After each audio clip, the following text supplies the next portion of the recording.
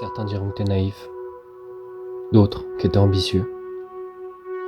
Et une minorité t'encouragera, pendant que la majorité essaiera de te couler. Au final, ils ont tous raison. Ceux qui disent que tu vas échouer, que tu vas te planter, que c'est pas la peine. Et ceux qui disent que tu vas réussir, que tu dois pas lâcher, qu'il y a encore à faire. Parce qu'à la fin, dans tout ça, ça dépend que de toi.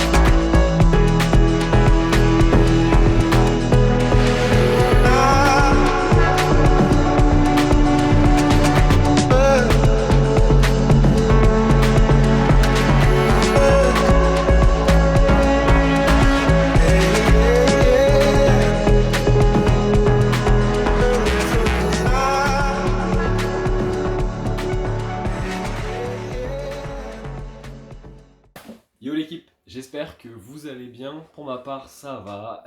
J'ai sorti le petit setup histoire de créer une ambiance cocooning pour ces vidéos. J'espère que le format va vous plaire.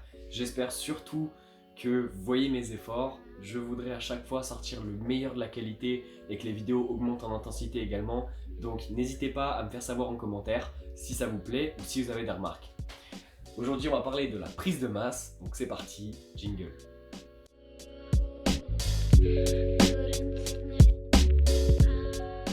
Bon, tout d'abord, j'aimerais dire que la prise de masse, elle provient de facteurs différents et elle est multifactorielle. Il y a plein de choses qui vont rentrer en jeu, mais ici, on va parler de 4 facteurs qui me semblent essentiels pour réussir sa prise de masse et qui, une fois non respectés, vont forcément vous amener à l'échec.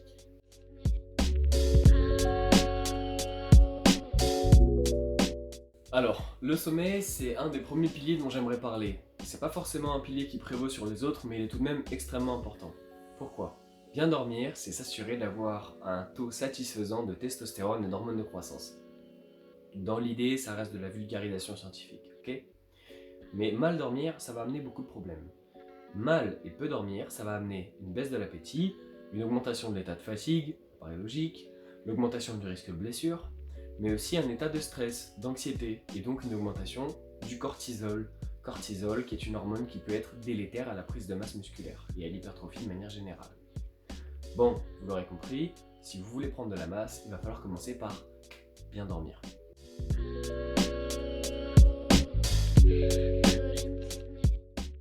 L'alimentation, si vous voulez prendre de la masse musculaire, souvent il va falloir se baser sur un surplus calorique. Le surplus calorique, qu'est-ce que c'est ? Le surplus calorique, c'est se balader avec une balance alimentaire avec soi. Pourquoi ? Parce qu'en fait, vous allez devoir calculer votre taux métabolique basal. C'est la quantité calorique d'énergie, si vous voulez, dont votre corps a besoin pour survivre, pour que vos organes soient en bonne santé et pour que demain matin, vous vous réveillez à peu près au même poids, mais plutôt à la même masse. Et donc, pour faire une prise de masse, il faudra manger plus encore que ce taux métabolique basal, de base. Mais il faut prendre en compte dans le calcul qu'on dépense des calories à la journée.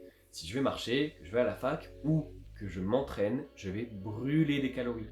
Il faut donc manger plus que son taux métabolique basal, mais également couvrir les dépenses journalières dues à la vie quotidienne et à l'entraînement.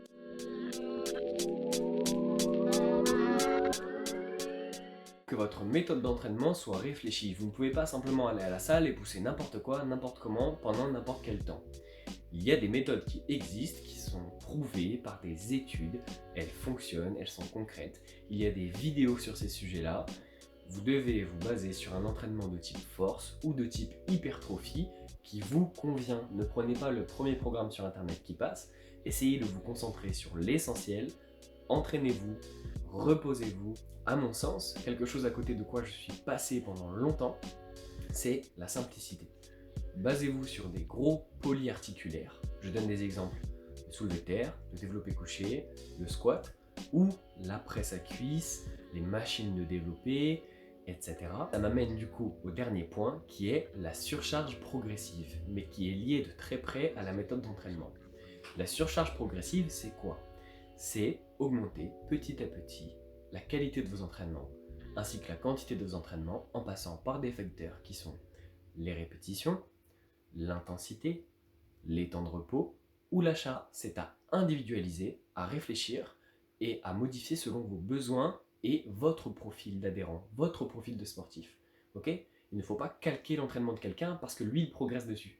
Vous devez avoir votre propre méthode et la suivre méthodiquement avec patience. Si vous respectez ça, que vous dormez bien, que vous mangez bien, je pense que vous allez prendre de la masse. Je pense qu'on a fait le tour des 4 points essentiels de la prise de masse simplifiée et vulgarisée d'après moi. Donc j'espère que cette vidéo vous aura plu. Je vous laisse avec le générique de fin et je vous dis à la prochaine.